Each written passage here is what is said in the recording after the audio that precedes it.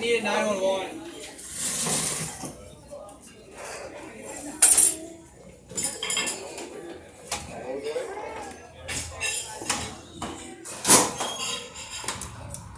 Hey gang, what I do on this channel is just try to inform people about science and reality. What you just witnessed there was modern civilization at its finest, consuming all of its resources, maximum output, maximum input. Yes, completely out of tune with each other, nature, and humanity. We are a forgotten species of our own making. I don't know how else to put that. We lost touch quite a while ago. And here we are in 2022 with some of the starkest warnings from the world's leading officials, and it is not being taken into consideration at all. So what I'm doing in this video, what I want to do is just kind of briefly outline some of the immediate and near-term threats facing us as a species and other animals on the planet. To start, I just want to say we don't care anymore.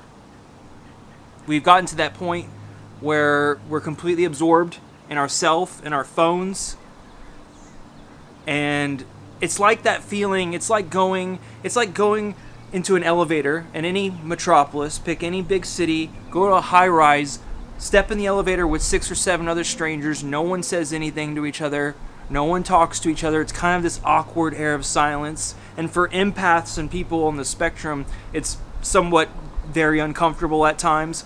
I'm not the one to break the silence or always need to have talking. I'm not like that. I'm just saying, the alienation is present everywhere in this society now as a result of capitalism in developed and undeveloped worlds.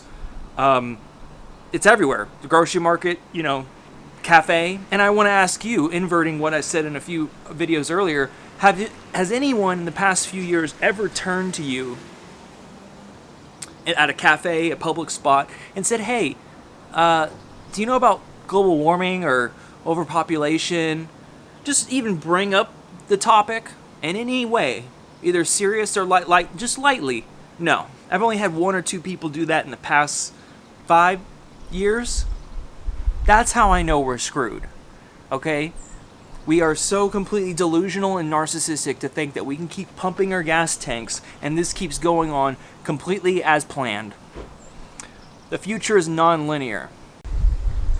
So, here's just a brief run through of some of the upcoming cataclysmic events to take place, all converging around the end of this decade. The INSO is going to flip on us, and we're going to have a lot El Nino. We're in a La Nina right now, so things are going to get at least half a degree to a degree warmer. The Amazon rainforest has switched to a carbon source instead of a carbon sink.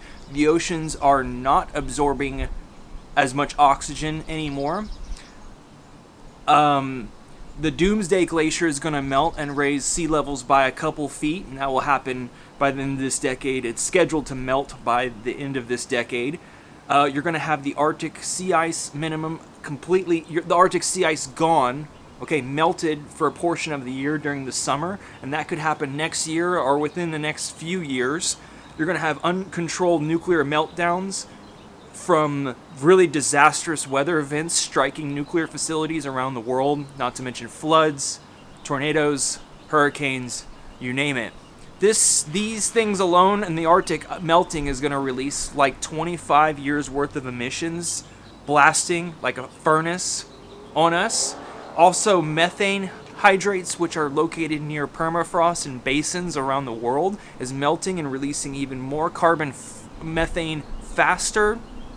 And methane is 10 times more potent than carbon. And you also have methane pockets, bubbles that are exploding and releasing more methane. And all of these things are exacerbating it's all interconnected. So everything is tumbling out of control. And what this equates to is a complete decimation of this way of life and all life on the planet. You're going to turn on the TV, if there's still a TV and a broadcast by the end of this decade. while gas prices will be like $8 or $9. They're like $5 in California. It just reached $3.50 here. And yeah, you won't be able to heat and feed yourself. Crops and grain, wheat harvest is going to decline rapidly by the end of this decade into next. These are just a few of the feedback loops that are happening. There are dozens more which you could uncover yourself, but these alone, what I just mentioned, the ENSO, the Arctic melting, the Antarctic glacier melting, the Amazon rainforest flipping into a carbon source, yeah, El Nino, all of these things alone is enough to completely crush us like a bug. Yeah. I would advise getting away from large groups of people now.